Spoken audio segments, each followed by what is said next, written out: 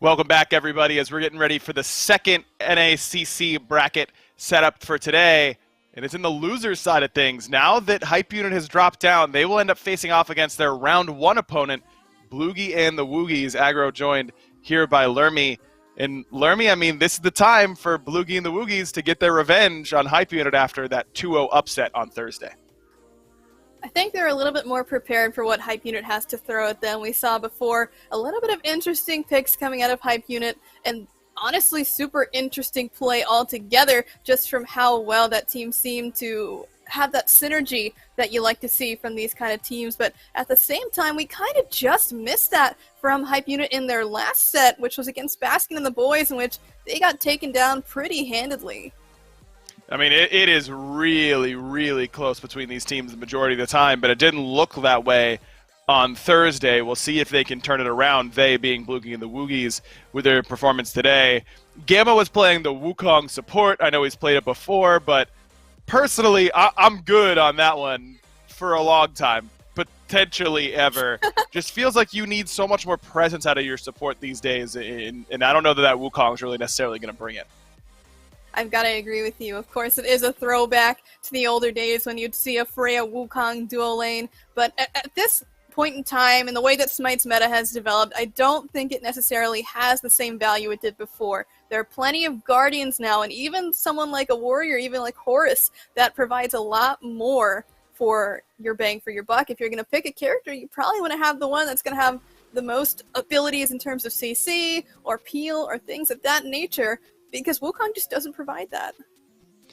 And on Thursday, I thought that andinster and Aquarius, the two that joined this team a little bit later on, needed to have a bigger impact than they did. I think that I'm going to be watching this right side of the map for Bloogy and the Woogys, because I was not particularly impressed with how they played on Thursday, and I think they're going to have a pretty good showing if they find the victory and move on to the finals and face off against Baskin and the boys.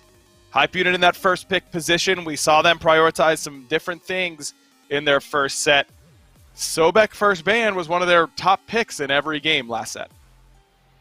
For sure, but I think this is definitely going to be the focus against Aquarius, because like you said, he was one of the people that didn't necessarily perform very well in Bloogy and the Woogys' last set. I think that they've been banning away the Sobek, they've been taking away Achilles, and those two are kind of his go-tos. Other than that, we saw him play Jormungandr, and even then it wasn't the most standout performance, but we also saw Wolves pick that up, so maybe we're going to see kind of a back and forth between these solo laners in terms of the things that they prioritize. But taking a look at the bans, once again, Achilles is going to be the selection to ban away from Bloogy and the Woogys. And on the other side, we've got Horus and Ullr, two very meta bans.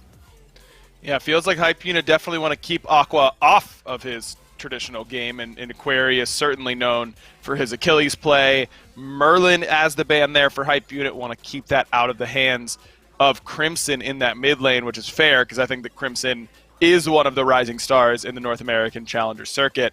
And Hype Unit, now without the option of the Jormungandr, can go to the Camazotz. That is an option for them here. They picked it last game. It didn't do too much, but Thor was banned when they played against Baskin and the Boys Game 2. And this time it's open, and this is a signature god for Layers. I feel like this is a great start for Hype Unit to give Layers a priority pick like this. If they can't win with the weird stuff, go back to the classic, and that's exactly what we're seeing Layers do. But on the other hand, we've got Odin, who recently received a rework, so he's going to come out in a strong, dominant fashion for Bloogy and the Woogys, and we saw this go to support previously, so I think that might be the option again, because not necessarily the best at jungle, not the best at solo, and with tier locked in, that's going to confirm that Odin is not at least going to the solo lane. A little bit interesting that we see first pick Odin, though, isn't it? I mean, yes, it used to be a priority pick, but frankly, it hasn't been in quite some time, and you just get so much less value out of this cage when Hype Unit knows it's coming. I don't know how much I like it being top picked here for Bloogy and the Woogys. I can understand that sentiment, but at the same time, they might be trying to bait out like an Wheelix pick so that all of Hype Unit is going to be picking jumps or ways to get out of the cage, and then she is going to be present to be able to turn that around for them.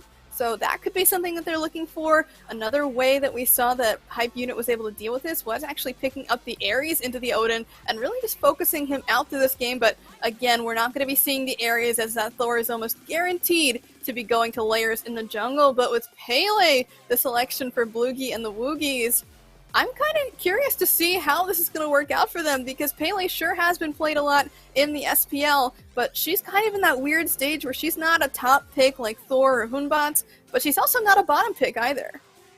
Yeah, she's seeing a little bit of play and a little bit of success to complement that play.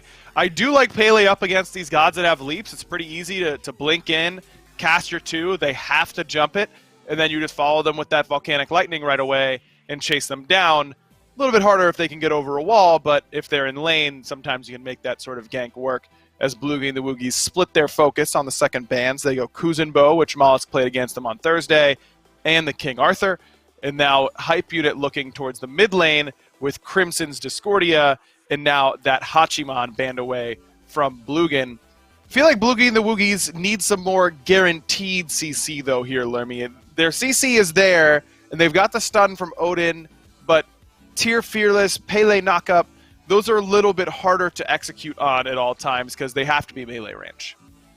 As you were saying, there's no real synergy right now with this Odin, and considering they picked it so high in the draft, I'm kind of confused as to why they haven't picked any big circle ultimates, and even still, Hunbot's not even selected for either side. Maybe that might have been a suggestion for the jungle over this Pele, but with Xing being locked in here, I like where this is going, and not to mention that Wolves is going to have a ton of pressure on this Chulainn. We saw him pop off with this one in their first set of Hype Unit versus Bloogy and the Woogys, so of course they're going to know what's going on with that one, but look at this Nuwa being hovered. Interesting. Nuwa is a pick that I like quite a bit alongside Tier. It's pretty easy for Tier to hand deliver you a couple frontliners, and then you claim in and explode them and find your way into an easy kill because of that prot shred. I don't know how well it works together, but I do think that Bloogy and the Woogys have pretty good dive with the Tier and the Pele. Gamma's on a warrior support and on the Odin, which I think is more effective than the Wukong. Do you think Bloogy and the Woogys have got the tools to find their revenge in game number 1? I don't know. I'm not really feeling this draft. There's no real synergy between these characters altogether on Bloogy's draft, and of course some of them are super high in terms of meta picks, like we're seeing Jing and Odin, of course, but at the same time, just thinking about all the damage that Hype Unit have and their presence just in teamfights in general, I'm totally on board with that draft. A little bit more AoE from Hype Unit here for sure. Taiko Drums, Sunbreaker, Anvil of Dawn, you name it, Hype Unit's got it. We'll see if they can find the win, though, here in game number 1. Thank you so much, Desk. JMac and Gormizer here bringing you this lower semifinal matchup. Hype Unit getting their rematch here against Bloogy and the Woogys. Gore, this is a 2-0 last time for Hype Unit. And right now, based off this draft from Bloogy and the Woogys, I mean, I'm already looking at a possible game 1 win here for Hype Unit. Yeah, I mean, you stack pretty heavy on the physical side of things, Crimson being your only magical damage, and Nuwa not necessarily known for being your hard carry in-game. So there's something to be said that maybe they aren't going to have the kind of versatility they need to swoop this around. But there was something that Aggro mentioned on the desk, specifically about that Nuwa, that's so easy to glance over, and it will maybe make a bigger impact late game, but it is the prot shred that is on the Clay soldiers. When they dash at you, they do take some of that protection away.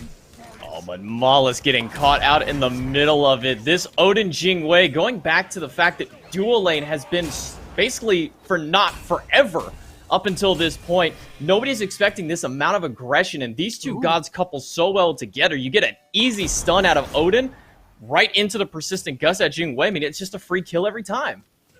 And now that those beads are gone, Guy has to play this pretty cautiously and carefully, because Gamma's just going to do this. And with his beads down, that's just another free setup for it. One more auto is needed. The shell in from molluskk to get the save, but it's not enough as Blugin's able to pierce right through and get that second shot. 2 kills already in the dual lane. This is the power that Odin provides in this dual lane. So, J-Mac, this is not just the power Odin provides, but this is realistically what this comp can do, right? It's being able to get early aggression, get so ahead because of this Odin. You get a couple kills in the duo lane, one to your Hunter, one to the Odin. They get this huge level lead. I mean, level 3 for the Jing versus level 1 there for Guy. And then you start to apply that elsewhere. Once Blugin gets very comfortably far ahead, hey, Odin can go put some pressure in mid lane. All of a sudden, oBoronic is getting stunned out. It's the way it translates throughout the game. It tends to snowball on itself. The problem is if you let any of that slip just for a second, then Hype Unit have a pretty easy path right back into this. I think my biggest problem with this competition from Blugin and the Woogys is it's 100% a pick comp. You're not looking for a massive team fight with a new Wah, with a Pele, with a tier. You're looking to grab one, maybe two people here and there. That's all throughout the game. So when it comes to the late game, Blugin and the Woogys have to have a significant lead for just from my side onto this one. Otherwise, like you said, Hype Unit can just run right through that lead that they have. They also have a little bit of a timer here for Blugin and the Woogys, and that timer in my mind is centered pretty much around when does Xing get sovereignty, because that's going to cause them a lot of trouble throughout this game. It's just molluskk, a lot of the builds we see, you get your Guardian's Blessing, you get your boots, you get your Gauntlet of Thebes, and then you have kind of the pick of the litter. Where do you want to go with that? Do you want a Relic Dagger fourth? Do you want some protections fourth? A lot of players have opted kind of more or less into that sovereignty fourth item, then pick up some of the flavor towards the end. And honestly, I can't think of a reason for molluskk not to want it here. I mean, it's just going to be so worthwhile giving your teammates those protections as well as yourself. It just makes it a little more difficult for Gamma and Blugin to maybe bully out this duo lane. But also then rotations from Andy just aren't going to hit as hard. I mean, the Pele won't necessarily be the end-all, be-all for those ganks. So there's a little bit of a time limit kind of based on the threshold of farm here for the gold. A little bit of damage onto Andy from Layers, and the dash in from oBoronic's going to bring out the drones, but Andy turns it around with that passive on the Pele and the volcanic lightning, doing so much damage. Crimson coming in big with the last auto, puts up the 4th kill on the board for Blugin and the Woogys. And Andy's a little clinched from that one. I mean, there's no way you walk out of that. You're so close to dead. One auto from Layers there, one misstep from andinster. That could have resulted in his death, but being able to pick that up 4-0, I mean, this is just completely opposite of what we got to see out of Blugin before. And honestly, it maybe showcases the way they got here. Beating Locked and Goated is nothing to scoff at. Even having, a different jungler come in and play with them during this event is one thing, but being able to take down a team of that caliber the way they did coming to this match is pretty impressive, and this is just a gorgeous start. So you mentioned how sovereignty is kind of that ticking time bomb. Do you think that in a comp like this and an execution style going on here, do you just forgo the Gauntlet of Thebes early and just go straight to the sovereignty, or do you think that Gauntlet of Thebes is that crucial you need to get it first and then the sov? Honestly, you could probably risk putting it off for just a little bit to get that sovereignty early, but I don't think there's much reason to try and change it out. Trying to get aggressive here on the Layers. He's taking quite a bit, and one more shot from Blugin. The airstrike not necessary for the kill, but just as an in-case cleanup onto it. While oBoronic will clear up his mid-camps and an immediate turn back onto it, and he's jumping right through. Purification beads, they don't stop damage, my friend, and another kill on the board for Andy. This early run-at-you comp that Blugin has drafted here is working flawlessly. I'll be 100%. Like, it is tough to go from a loss, a 2-0 loss against Baskin into another set. So I will give some credit to Hype Unit there, but this is not at all what I expected coming out of today, especially with the way it looked the last time these two teams went. Blugin and the Woogys just have such a massive lead at this point, and it's starting to cultivate itself into some pretty interesting levels, right? It's just one level in the jungle there, but 3,000 experience is nothing to scoff at. Even divided among all 5 players, you can actually announce the andinster is level 7 compared to Layers level 5.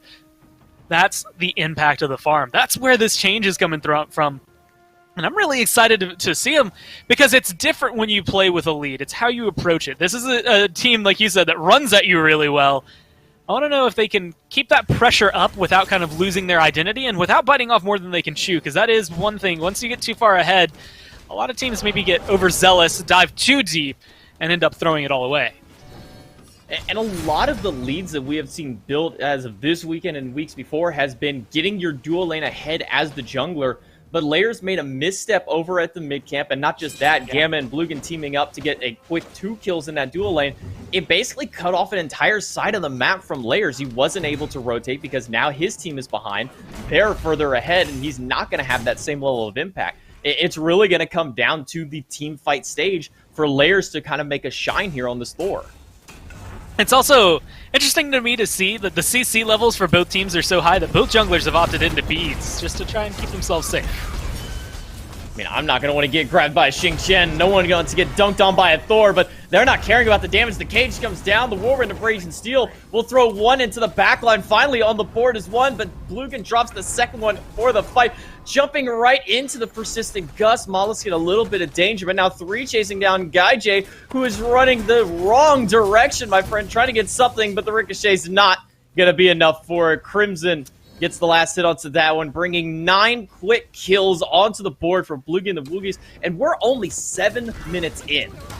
You know, it's not often that I get to make a call like this at 7.5 minutes in, but that could have been a Gold Fury as well. I don't know if they had the tankiness since Gamma did lose his life and Aquarius wasn't able to rotate over, but it was something big, and actually Aquarius potentially in a bit of a dangerous zone. A lot of damage coming out of Wolves just to shut him down.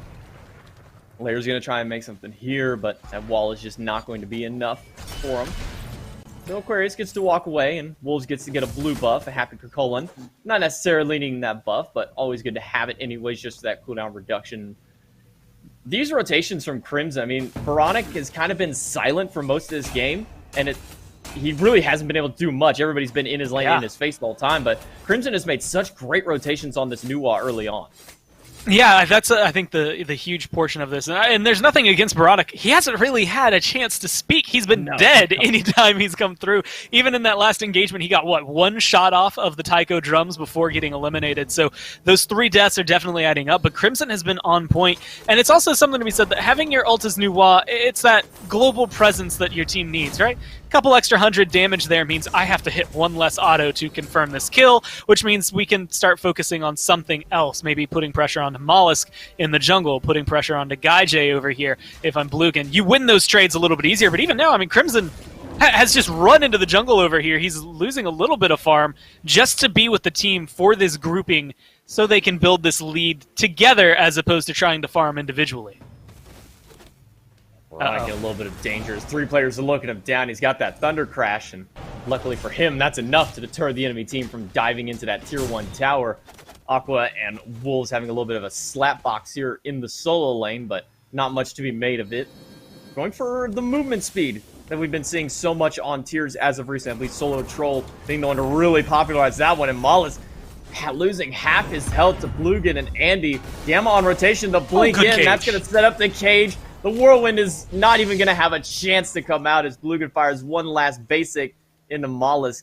GuyJ setting up. They might be looking for a Gold Fury setup here. Yeah, if they can get the Suns out of GuyJ, that might be a very easy confirm for the Gold Fury thereafter. Or they can just look for the kill, which is what Gamma has on his mind. You know, guys only want one thing, and right now it's Odin stuns.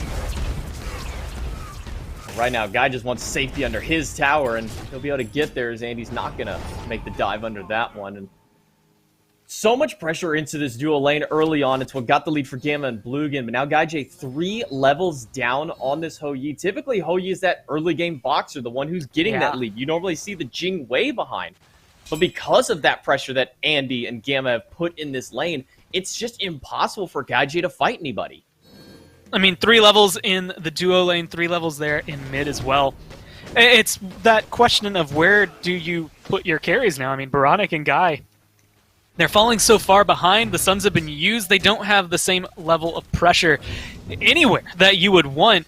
That's 2 lanes that if I'm Layers, I have to pay attention to. But, oh, look, I'm also a level down and just having trouble keeping up, which is something to say when someone has a global or a semi-global ultimate that is Thor. Having trouble keeping up with the rotations is not necessarily something you typically hear with him. But as of right now, it's just been Bloogy and the Woogys dominating this left side jungle. I mean, you have to spend so much of this gold that you have on wards. Dunk down in, out of Layers, gonna be good, but not good enough. The whirlwind picks up 2, but he throws him the wrong direction. molluskk now stuck in the middle of 3, and the persistent gust enough to hold him in place as Blugin picks up his 5th kill of the game, and that's setting up for Gold Fury. oBoronic does still have ult, so they need to be wary of this GuyJ's sons are coming back up. Perfect zoning out of Andy and Gamma are going to keep these carries, and it's going to keep Layers out so the Gold Fury can go the way of Bloogy and the Woogys. Man, that is rough, I think is the only way I can word it. 5,000 gold now in favor of Bloogy and the Woogys, but ignore that for a little bit, right? That means they're going to have more items. That is definitely potent. 8,300 experience and 11 minutes, almost 12 minutes here. That's more important than anything. The abilities you have are hitting harder, and you have that huge gap between you that trying to fight an equal fight, a 3-on-3 for Hype Unit is a disadvantage. You have to have that one man more to make things go your way. And until we start seeing Wolves rotate over here, which I don't know if he's going to be doing in the next few minutes, you aren't really going to be looking at these fights as big and winnable. Crimson just going to get chunked down by 2, but Andy's here for the cleanup. Dude, he's going to pick up 1 and immediately turn and burn onto Layers. It's going to be a quick double kill for Andy. Sprinting around the backline is Gamma. Might be able to try and set up for a third one. molluskk is only level 7, almost half the level of Andy at this point. And the lead is not just in this dual lane, but mid lane as well. 3 levels separate these two. And then a full item is kind of the telltale of that dual lane. I mean, look, level 14 to 10. Yes, that's a lot of experience. But that's a full Rage and a nearly fully stacked Devourer's Gauntlets compared to it. Whirlwind used just to throw Gamma and Andy off the tower line, but everyone's saved for the time. Not only is it a full Rage, but it's kind of sooner than you typically see a Rage. He got it before he finished stacking his Devo's Gauntlets. But it's allowing them to come through. I mean, if I'm 5-0-3, I'm betting I'm going to be able to get all of my Rage stacks. No problem. Right now, Thor's up in the air. Gonna dunk down. Only going to land onto Gamma. And that's going to be an immediate turnaround for Layers there. Not having such impact on these ultimates. From what I have seen so far, now correct me if I'm wrong here, Gore, but I haven't really seen a very impressive Thor in these last couple of days so far. No one, and Layers is the one player, I think, out of everybody in the SCC who I'd say, this is a Thor guy, but so far I just haven't seen that level of impact. I mean, I'd give it to either of these junglers and expect something a little bit bigger, but right now, yeah, it's missing. I mean, 0-4 and 2, it speaks for itself, right? I don't even have to say how it feels, because you can see it. I mean, that ult goes through, it doesn't get the damage he wants, he's not in anywhere near the amount of control he wants to be, but he's got 4 deaths to his name, and because of that early Fury kill as well, Bloogy and the Woogys have just been able to dominate over here. Layers hasn't had much of a chance to shine, whereas on the other side, andinster, especially now with that Hydra's Lament, if you're looking at someone to try and shut down oBoronic, it's going to be him almost every single step of the way. Wolves going to get pushed under the tower, but him and Aqua are the only ones who are staying even amongst each other in this one. But a rotation quickly around the backside from Andy. He's going to blink in. Going to go for the knock-up onto it, but a good jump so far is keeping him alive, but it's just not enough. Volcanic Lightning's burst damage is too strong out of this Pele, and I mean, Andy has no problems just walking into any lane and getting some quick kills, and might be looking for another one here as Layers is stuck inside the cage. Doesn't want to make the rapid escape out of there. Gonna get knocked up by Aqua, and Fearless Power Cleave, not quite enough damage. Now Aqua has to ult out because he's taking a bit too much damage from this tower, and andinster just erases oBoronic from the map. I think the question for andinster was, man, which one of these guys looks a little tastier to kill? And he had to go, oh, well, we'll send Aquarius over there, see what he can do with Layers. Unfortunately, Layers walks away. But oBoronic didn't have much of a chance. And again, now he's, I mean, starting so much. The gold lead just in the jungle is starting to feel tangible. And, you know, again, we've been highlighting 3 levels. Some of those have shifted to 4 levels there in the mid. But there's like a 2.5 level lead for andinster in the jungle. And Thor can do a lot of setup. But I don't know where he's going to go. I mean, who do you want to dive in if you're a level 12 Thor? Is this the level 16 Nuwa? Not really. Now she's level 17, so that makes that even scarier to try and do. Aquarius? Well, you're not going to be able to kill him. Do you go for Blugin? Well, he's got 4 levels on you. Like, there's just no targets for him to feel safe trying to go for the gank. And if he can't help get the kill, then his team can't get anything off of it. They're going to stay at 2 for a little while. And they don't get any experience off of it. They're not going to get any gold off of it. Kills are worth a ton here if you're hype unit. But there's none available.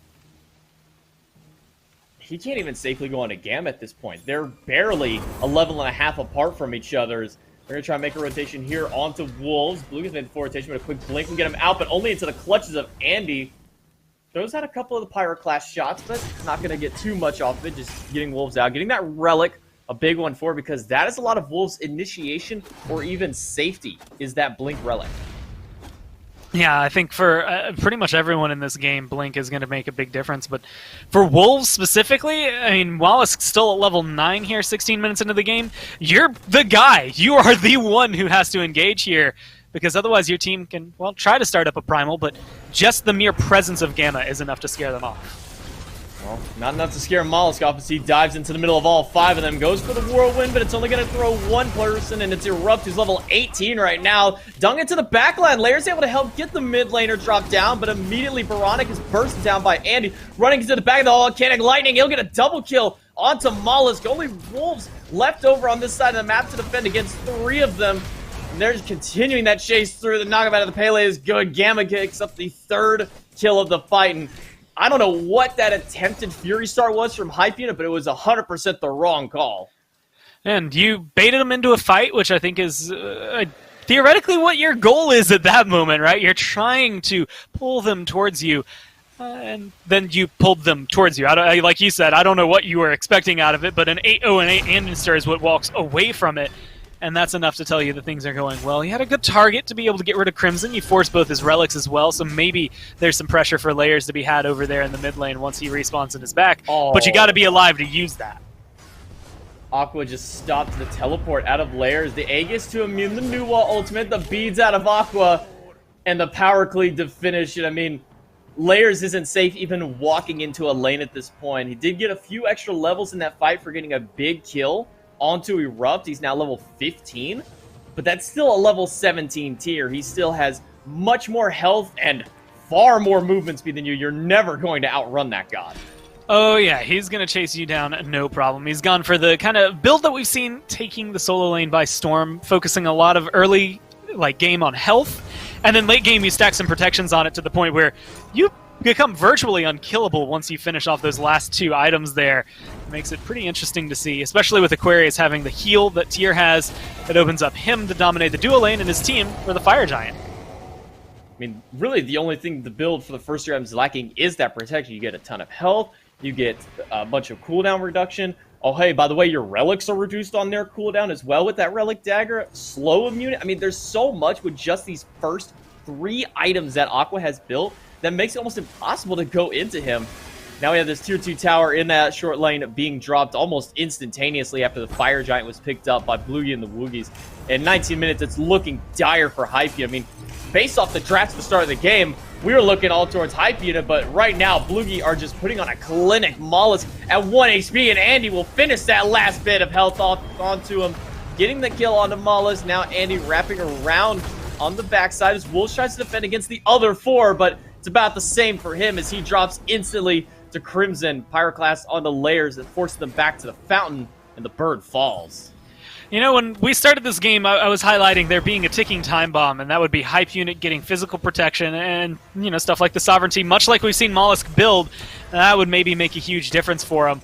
What I didn't factor in was Bloogy and the Woogys then dominating those next 5 minutes after I said that, and making it impossible for Hypeunit to even fathom trying to keep up in terms of levels. I mean, you almost have Crimson at level 20 here as he's, just starting to get that last little bit of farm he needs to tick over to that. An 18-minute Fire Giant, such a hefty level lead coming into their favor.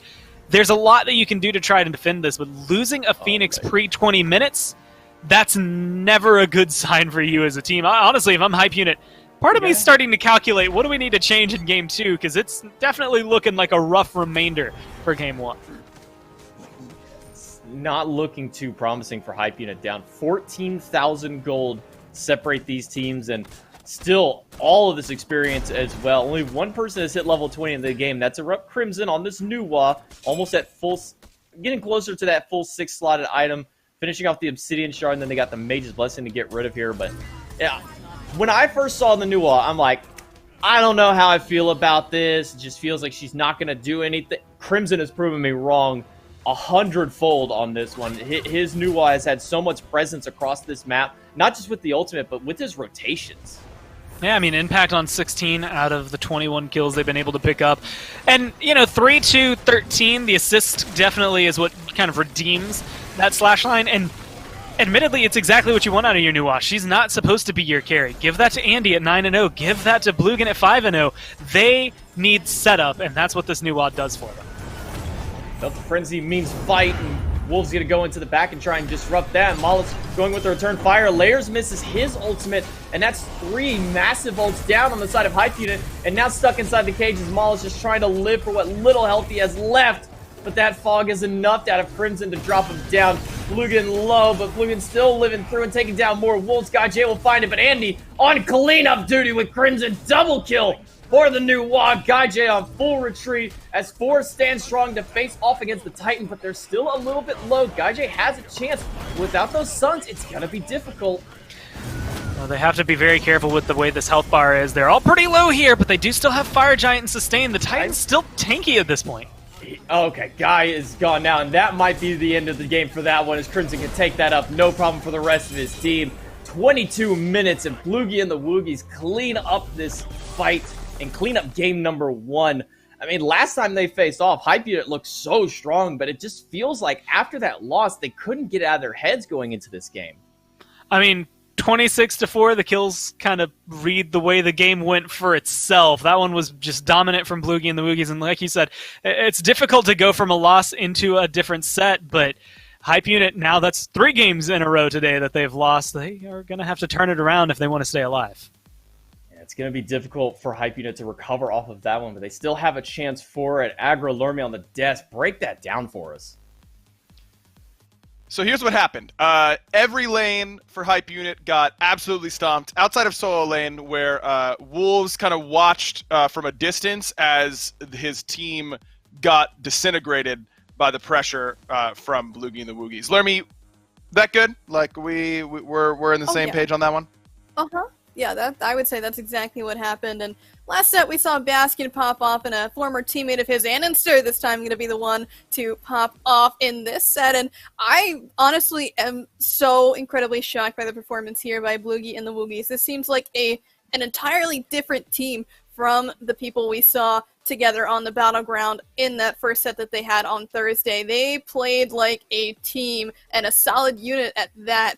Especially considering, you know, I had no faith in this draft, to be honest, but like J-Mac said, they proved me wrong, and honestly, apparently I know nothing about drafting.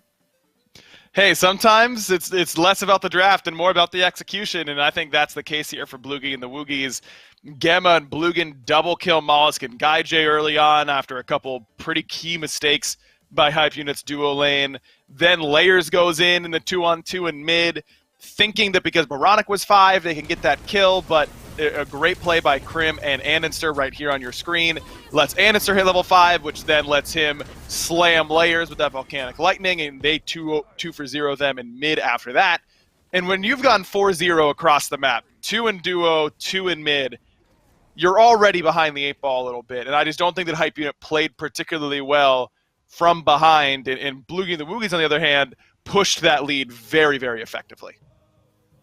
Hype Unit for sure know how to push leads, but like you said, when you're starting behind, they really do struggle. And I'm not sure what they can really do to deal with this. I think in the next game, they have to really start to hunker down a little bit. They need to play a little bit more defensively, because if they're going to continue to be taking these losses in the early game, they really should be drafting so that they have either some heavy pressure in the early game on all cylinders, or at the same time, they should be playing defensively and pick some more gods with peel and ways to just counter-engage, because it seems like what they're doing now just simply isn't working.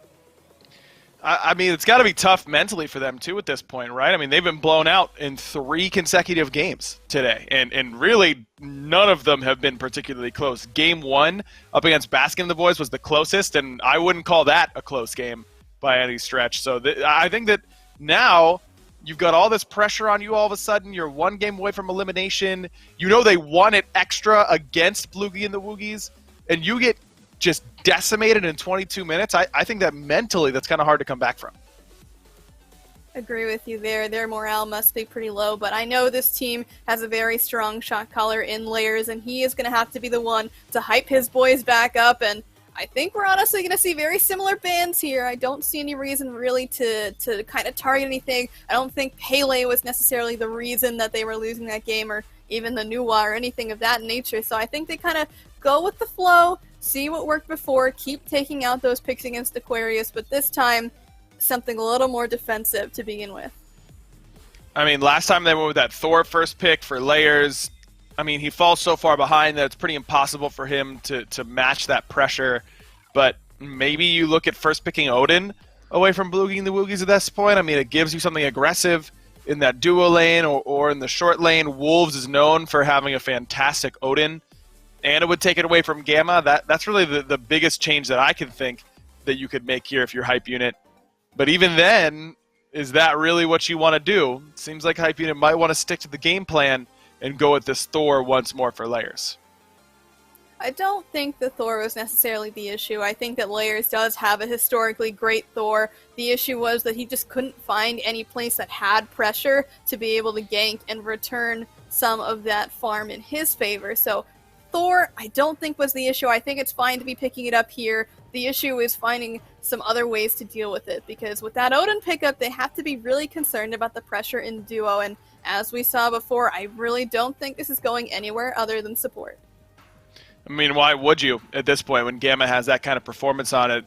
Tier again for Aqua just stalemates that lane so well, it's impossible to really bully a Tier out of lane because of how fantastic that healing is. Maybe Hype Unit go with a different matchup there for Wolves. Wolves is the one who was the only one, I should say, who was keeping his head above water for the majority of that game.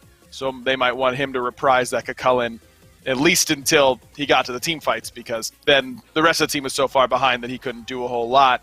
Is Hou-Yi once more for GuyJ, and this time it's the King Arthur for Wolves, maybe trying to get a little bit more pressure in that lane matchup.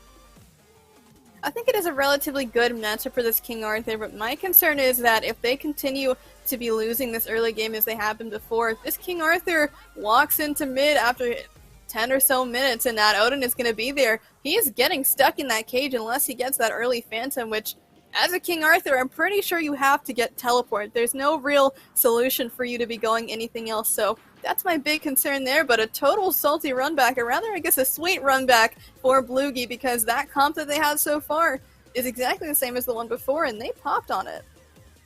Man, when you 22-minute kill the Titan, pick the exact same thing if they're going to let you. I think that's exactly the right call here for Bloogy and the Woogys. They will have to change up their ADC pick, however, because of this Jing ban here by Hype Unit.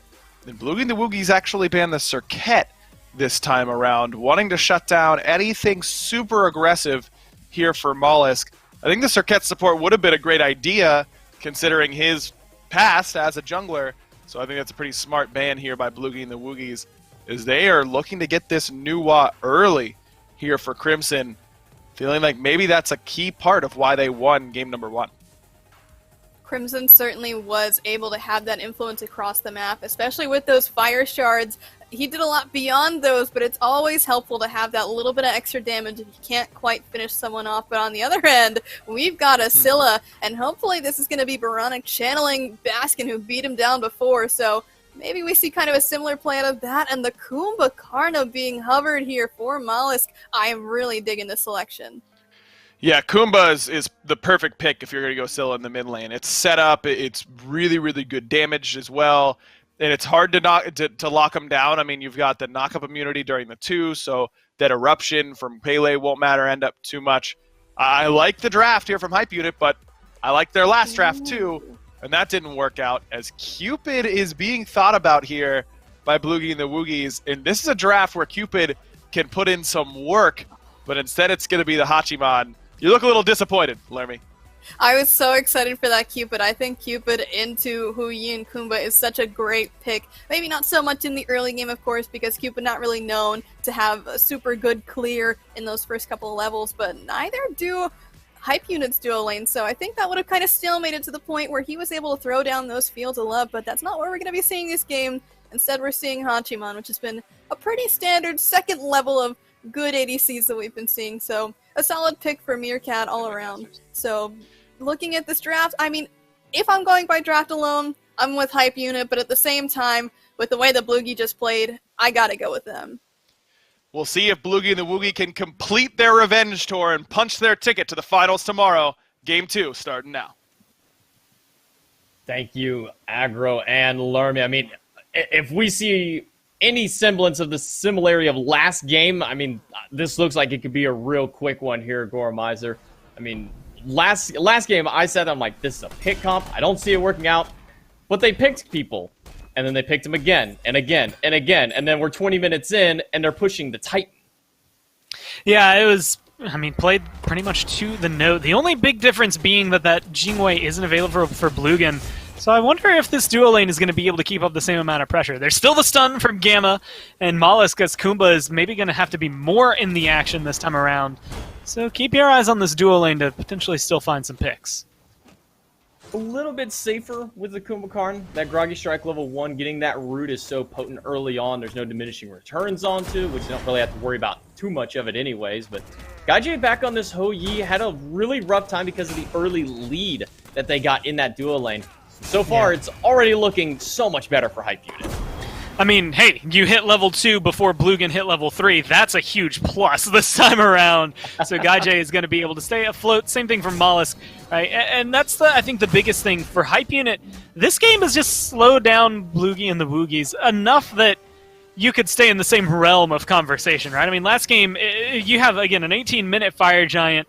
That's already really soon for just that, but the amount of aggression, the amount of kills Bloogy and the Woogys were able to just pour out, it makes a huge difference, putting them into a position where they're fighting on equal footing. Blink in from molluskk. It's going to get the purification That's beams, good. and the crush will be enough damage. molluskk dashing in just in case, but he almost loses his life for that over-aggression, not trusting the damage out of his mid laner onto it. But first blood this time goes the way of Hype Unit. And the key word you used is almost loses his life there if you're molluskk, but he doesn't. So not only do they get the first blood, they get it onto the Scylla, which I think getting her ahead is even better than what you could have expected for. Try to get her to hit that late game as fast as possible, but you don't trade anything in reply. So you get even more bang for your buck with that first blood bounty. You just have to be careful about getting picked. oBoronic was a huge target for Bloogy and the Woogys during that entire last game. So he has to be careful when he's making rotations like this one. GuyJ now staring down 3, but he's got 2 teammates of his own. molluskk on that Kumbhakarna rotating through. It's going to set up for an easy Sikkim crush onto Gamma, and a ricochet followed up by GuyJ. The belly bump out of molluskk, not going to connect, so Gamma will be able to walk away. But GuyJ recognizing that his teammates were on the way, able to stand his ground in that fight. And what I like is we're getting a pretty good showcase of something that Scylla does pretty well, and that's damage. And granted, a lot of people think of her as the late game, like, one-shot, two-shot mage that she can be. She's got a lot of burst, but Crush still hurts early on, and I think Gamma is learning that the hard way. Crimson did learn it the hard way. So if oBoronic is, more impactful in these fights than he did in that game as Raijin, then all of a sudden things are drastically different. I mean, you're talking about a huge slow in that giant circle that is Crush, but then when he detonates it, which he can do at will, it's free damage. It's just going to make things even easier for his team to follow up on. Kumbha's already pretty aggressive. Layerssss is off to a start that, again, is going to keep him actually hitting level 5 slightly before andinster. So if you can get the jungle rolling off the way you want to, the mid's already started going. This is an engine that, if Hype Unit can take it, they could potentially tie up this set. I think the big difference for me with just 2 picks, 2 differences in their picks with oBoronic and molluskk changing this up. You go from the kind of sustained poke that Raijin has, along with the gradual CC that you get out of the Xing to immediate CC, immediate burst damage. Up into the sky goes Crimson, and then I'm a monster onto Andy is going to take him down to nearly all of his life bar, but he has just a smidge left of it. He'll be able to walk away as well as Crimson. But I'm looking at burst now. Raijin is great for doing damage over time. He has, the Raiju, he has percussive storm, and he has the taiko drums, but those are all 1, 2, 3. It's that slow build up into the damage of it. Scylla, it's boom, boom, boom, done. That's all you need. And with molluskk to set that up for him with that epic uppercut, groggy strike, 3 different ways to guarantee this Scylla gets something hit. I'm really loving this draft out of Hype Unit. And that's just molluskk, right? I mean, that doesn't even count the fact that GuyJ could technically get a stun for him. Layerssss with his ult and his wall is going to be good setup. And then eventually with Wolves, his ult, the King Arthur ult, going to be able to lock people down. Like, there's a lot that can be built around oBoronic doing well. So getting him that early lead and realistically just keeping him alive as Scylla is probably going to be one of the best plays you can do. It's not necessarily a 4-protect-1 strategy, but it's going to work out well. And unfortunately for Aquarius, he doesn't have his defenses online just yet only has those Talaria boots, so he will fall to quick rotation out of Layers. And we're seeing some sparks of life out of him this game, as he's able to keep par with Andy this time around. We get the stun. He's on the wrong side of the wall, so Andy will be able to live for the time. There's his jungle shrine. He can easily pick up there if he wants to, but a good rotation and finally putting some pressure in that solo lane. Just being able to find a lot. And I think the biggest thing you highlighted there is that Layers is having an impact. It feels rough to say it that way, but last game he didn't exist. This game he's a big portion of why they are doing well. Epic uppercut is good just to push Gamma off, but it's not enough to keep Andy off of the back line as Oboronic got left alone by molluskk, and Andy just showed him exactly what Pele is good for in this early stage, and that is quick burst onto the mages. Bloogy and the Woogys put themselves on the board with the kill onto Oboronic. Just being able to find something finally in return. I think the mid lane mage here in Oboronic is probably where you want your pressure to be. Slow the Scylla down, and again, it's not quite a 4 protect 1 strategy from Hype Unit, but Scylla definitely playing safe and being in the backline with all this setup is a threat to the longevity of this game. So Bloogy and the Woogys looking for picks wherever they can get them, and if they can find more onto Oboronic, the happier they'll be. But they also are lacking some of the pressure they had against GuyJ in that last game. So I'm interested to see what he's going to be able to do fighting from a place that, again, is just equal at this point as opposed to ahead or behind. Because last game, he just kind of got bullied pretty hard, and I think that's to say that this time around they recognize what Gamma wants to do on this Odin, and Hype Unit aren't playing into it the same way they were last time.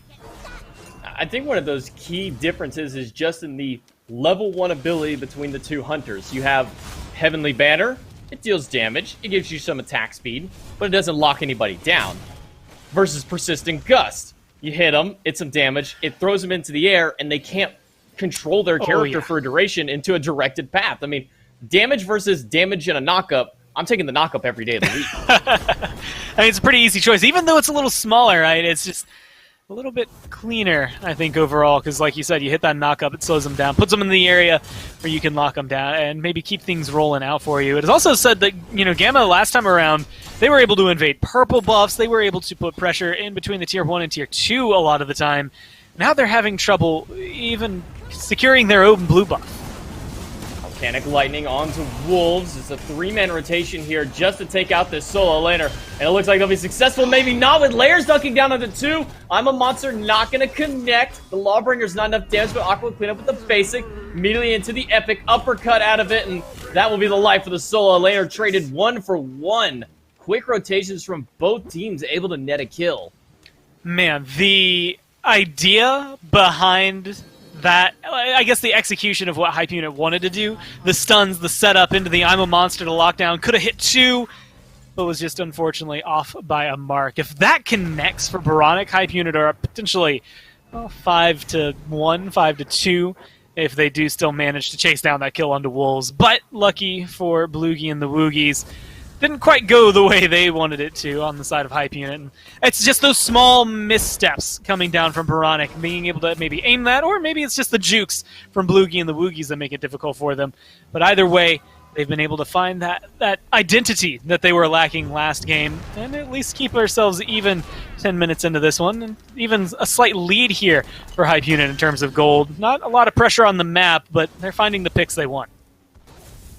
Just a little bit of a timing error there out of Oboronic and Layers. Layers maybe going in a little too quick just because he's trying to save the life of his solo laner, and Oboronic just a little too far away to be able to get that stun for. But regardless of all of that, they are able to trade it out, at least keeping it even into that solo lane. Wolves with a slight experience lead over Aquarius at the moment, but again, seeing a lot of pressure for this purple buff. Not sure if they recognize that Andy is here, and molluskk goes in aggressive. It's going to be the end of that. A ricochet onto molluskk, purple buff.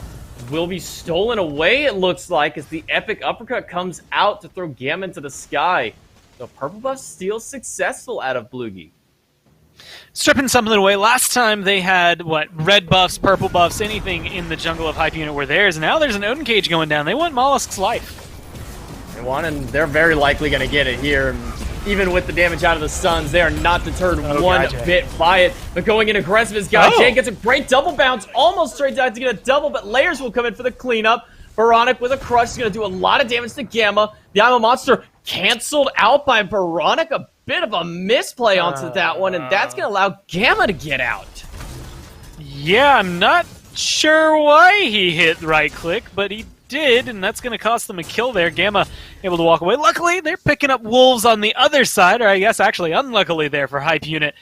So they drop one and lose one in that process. That was otherwise a really good fight.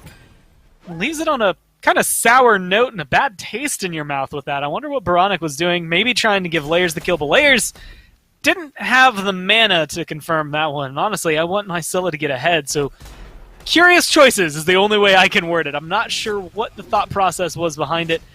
Unfortunately, that means Gamma gets to walk away free. I want to put the Hype Sauce G Fuel down, getting a little skitsy on that one. Just slamming over onto that right click. Very uncharacteristic out of oBoronic to have a misplay with the ultimate like that, because for sure it was a guaranteed kill. The Thor wall was there to stun him in place. Even if he had to aim it just a little to the side or above there, would still be able to get that kill no problem. So with that, it cost them not only that kill, but they also lose a life on the right-hand side, but that one was likely going to happen regardless. It comes out even 5-5. Gold is basically back to dead even here at only 300 separating them, and experience-wise, pretty much still even across the board. Although we have seen a little bit more rotations from oBoronic here in these fights in the left-hand jungle, as right now it's just crashing down. oBoronic's in trouble. And looks like oBoronic's going to fall to that the Nuwa shards from the ultimate. Crimson getting that one, and molluskk stuck between two, and no sleepy time passes to save him this time. He will fall along with wolves in the mid lane as Aquarius makes the rotation, but Layers able to clean up one, get Andy, but not before that shining metal out of ErupTCrimson. The accuracy of this man on this goddess has just been so potent in these games. It kind of feels like Hype Unit started this off the way they wanted to, and they do still get a kill in that engagement, but 1-for-4 trade, not necessarily worthwhile. A lot of map control just shifted back in favor of Bloogy and the Woogys. And Gamma's getting more comfortable. And Odin, in my mind, the setup is something you try to use and abuse early on to get a pretty decent lead, but Blugin's starting to come online. I think that's the biggest difference. He just backed and finished off his Executioner, has that level lead over GuyJ now. 2 levels there for Crimson in the mid lane. And while Andy's still behind, Andy isn't the centerpiece of this one right now. It is all kind of falling onto Crimson. They've shifted that dynamic just enough. And it's making, well, a world of change here for Bloogy and the Woogys. It's difficult to lock anyone down and, feed your Scylla if everyone on your team gets melted and kind of killed off by Crimson's ult. Layers up into the sky looking for a target, but there's no real good option for them available, so he's just going to use that to go back towards his own buff instead. Now, Gormizer, correct me if I'm wrong, but Gauntlet of Thieves is a really good item, right? Yeah, I like it. Why supports this game? Well, for molluskk, I think we can go back to the conversation of last time. Hey, there's 4 physical, you want sovereignty, sovereignty's good. Now, on the other side, for Gamma, it might have something to do... I mean, again, being a warrior, maybe trying to play with his scaling, give himself some tankiness that he would have had if he was a Guardian already, and so he could afford Thieves. Now, he's kind of stuck out there trying to make it on his own. Ult out of Crimson's going to put a little bit of poke onto the Hype Unit team. The Tier 1 will fall. They'll put another 500 gold on the board for Bloogy and the Woogys. And they're starting to rebuild that gold lead already. They haven't even gone for the Gold Fury yet. We're 14 minutes in, and we haven't seen a single objective contested. It's just been fights happening throughout. Tier 1 in mid is gone. Tier 1 in left is now gone. And I think that's the slow bleed that Bloogy and the Woogys are looking for this game. I mean, hey, they had, I guess, a fast bleed last time. I mean, it was, what, like 4 quick stabs, and then they just left them to bleed out on the floor. Whereas now, like you said, the slow bleed, they are death by 1,000 cuts. Here, there, get a tower, get a Gold Fury, and start to cultivate a lead, which was once in favor of Hype Unit, but now with oBoronic caught out, it might just get even more favor of Bloogies. oBoronic barely slipping out of that one, but he still sticks around a little bit too long, and that's guaranteed to drop down. Gamma getting the credit for it. Epic uppercut out of the support. It's going to knock back a ErupTCrimson as he falls down. Andy being thrown up. Red buff secured by GuyJ, but is it all worth it as molluskk is just getting chunked down by Andy? The Suns are there to slow him down for a little bit, but look who's made this rotation. It's Aqua coming through. A quick purification beads will make sure that he can get right past the sleepy time passive. I mean, it's not going to hold you for very long, just for a couple extra seconds as they clean up Wolves on the back, and another 4-man sweep for Blugin and the Woogys. Well, 3 men this time around. It's really weird to come out of a huge winning team fight, especially as they look to melt down layers. And well, he's going to ult and be forced away there. Does make it safe, but trades out the tier 2 tower for his life. So maybe not worthwhile. But it feels weird coming out of a losing team fight and to then talk about hype unit, especially in a positive light. But I want to highlight something GuyJ does there, which is where he chooses to engage. He made sure that he was in the right position, that if he goes up into the air for the dive bomb, he could jump into the tier 2. And it's little plays like that that showcase, again, how mechanically talented hype unit are. Even if right now things aren't going well, they still have these things processing in their mind that are keeping them in the game, even though it's definitely not the lead they wish it was. Now 6,000 shifting over in favor of Blugin and the Woogys. If they could get that clean play to just be a little more consistent, then it starts to shift maybe back into the conversation we were having a few minutes ago about it being dead even. But until then, oBoronic is hoping to make it to late game and hoping to stall this one out to about 25 plus minutes just to make sure he can get his items online.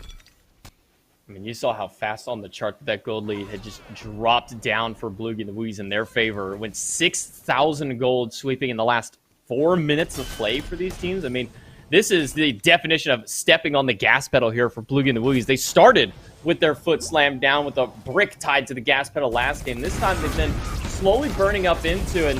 Sun's dropped down to the GuyJ that gets the horse out of Blugin. A good ricochet is going to get the stun. A little bit of a man fight in this left-hand side. They're leaving them to their own devices. molluskk is trying to get in. Gamma wrapping around the backside as GuyJ is trying to find an out, but he can't find it. With the rotation from Erupt and Andy coming through, GuyJ will fall. Onto the backside is Wolves looking for something, but he's going to immediately get stunned out by the Clay soldiers. Andy was forced to use his ult to retreat, and that's not the first time we've seen that happen this game, but might be one of the most impactful. He's not going to be able to kind of chase down and get those huge, kind of burst-esque swings out of him. I mean, it's 3 huge AoE autos if you hit your target, and in teamfights, those are just so impactful. Now he's going to have to play a little bit without those, and you can see he's kind of just floating off to farm on the right-hand side. It actually looks like it might be Blugin and the Woogys wanting to do and start up a fire giant dance already. Well, hold on. Where did this 4-level lead come from out of Aqua? All of a sudden, he's level 18, almost 18 minutes into the game, and Wolves is only level 14. I know there's been a lot of pressure in that solo lane early on, but all these extra rotations that Wolves has made that's been unfruitful has put him so far behind. Not even he can stand up to anyone on this team. Yeah, I think Fire Giant Dance might have been the wrong term for me. More like the, hey, we're going to take this and you can watch, I guess. Like, I mean, it's a free movie at this point, which, you know, hey, we're a few weeks into isolation. I'm sure that that's something entertaining to watch for Hype Unit. It's not the position you want to be in, is now they're just trying to find a fight, but like you pointed out, Aqua's not necessarily the easiest target to take down right now. I mean, he just walked into, what, 4 players and lost 20% of his health, maybe? Now, he has a ton of HP with this build. I mean, between those between the 2 blades alone and the spirit robe giving him some extra protection, I mean, it's already hard to lock down a tier. It's even harder to kill him at this point when he's this far ahead, has this much extra HP over you. Layerssss dunking down from the sky onto Gamma, getting a lot of damage onto him, but not quite enough to confirm. Aqua into the back with the Lawbringer is going to throw Wolves into the midst of the team fight. Meanwhile, Andy is just running straight in the back line. Erupt picks up Wolves, who is thrown all the way backwards, but with 3 players under 20% health, they have to go back to the fountain, and they're going to lose this Phoenix. You know, the timestamp is actually right around the same, even though it was a much slower start for Blugin and the Woogys. I mean, 18 minutes for a Fire Giant, 19 minutes for the right-hand Phoenix. It's following pretty much the same path we saw in Game 1 here. So Blugin are, like you said earlier, hitting the gas pedal, being able to find their aggression, start opening up the door. Now that Erendite is there finished for andinster, I expect to see him start chasing people down a lot easier, which means if I'm oBoronic, if I'm GuyJ, hell, even if I'm Layers, I'm kind of scared of this Pele getting into the back line because of the fact that now, cool, she closes the gap with her ult. Then she can chase me down even further and see where I'm going. If I happen to maybe teleport through a wall, try to blink through a wall, there's not a lot of blinks picked up for Hype Unit, even to use as something to try and disengage. They're just too scared of the damage out here. You can see, I believe, 3 Aegis Amulets picked up not just by the jungler, but both of the carries as well. I mean, they are just terrified of the amount of damage that comes out of this team. And with all right to be, you're going up against a level 19 Nuwa, Pele, who's been fed so much. And at this point, you have to get as much damage and CC immunity as possible with your relics in order to even have a chance to survive in these fights. Tier 2 tower in the long lane will fall quickly, thanks to the help of the Clay soldiers being able to tank up the damage for it. Over the walls, the Lawbringer, and coupled with Erupt's ultimate, that will take down Boronic, instantly turning this to a 4v5. They split their forces. They put 2 and 3 onto these birds. 2 left, 3 mid. Wolves has to go out, but Layers into the sky, dunks down. He's able to grab Erupt, but immediately has to use his purification beats and get out. And they're going to be able to get a little bit more pressure, not only onto the Phoenix, but a kill here on the molluskk as well, turning this one into, well, what's going to be a 3v5 unless they find some more kills. GuyJ up into the sky. He goes right back to the fountain, and now fighting the 3v5 into it. The stun on the Wolves is going to be enough to drop him down as Blugin gets the final basic. 5v2 in the throne room. Layers and Guy have a lot going for them onto this one. They have a massive deficit to fight into for it. Blugin goes, Layers with the hammer, but he's only distracting for a short while. Boronic does manage to find Crimson, has it on a monster, does hit it onto Blugin. That puts the Titan down to half, and a respawn from another member of the team. molluskk is here, and the Titan will stand. And it definitely feels like a get out while you can moment here. Bloogy and the Woogys trying to run away, and Blugin might be able to. Same thing for Aquarius, but Gamma, a little bit of trouble here as they're trying to decide if they want to fight. Like, they kind of do, kind of don't. Andy is pretty deep still. They might go back in. The problem is who's killing Aqua in this case in a perfect cage out of Gamma. That will be the immediate disengage out of Bloogy and the Woogys. Not as clean of a fight up as last time. Last time they were able to close that game out in 22 minutes, almost on the dot for it. But this time, going to take them at least one more attempt at it. Well, they don't have Fire Giant buff anymore, so they might want to stall out for about a minute here as they wait for it to respawn. Then they can group up and put a lot of pressure over there. 2 waves of fire minions. It's a pretty good way to make sure that Hype Unit, even though they didn't contest the first one, won't be contesting the second one either, at least not too heavily.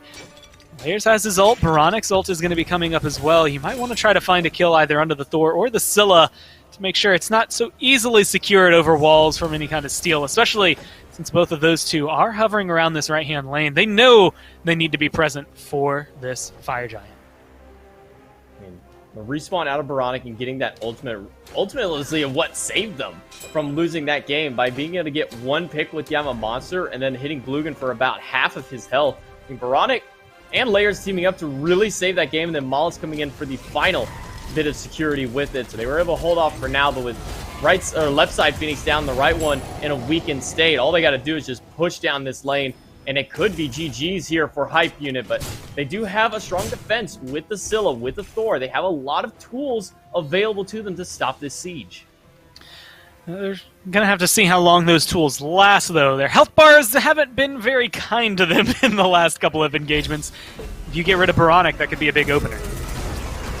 Link in with the epic uppercut, and that's going to put so much damage on a Blugin. Layers will find him into the back, but they've already lost molluskk and GuyJ on the bottom side. Well, molluskk is still living through that sleepy time until Aqua gets the last shot through. Beads out of Boronic to get out of the Fearless from Aqua, and it's just too much damage from them as Andy cleans up one more.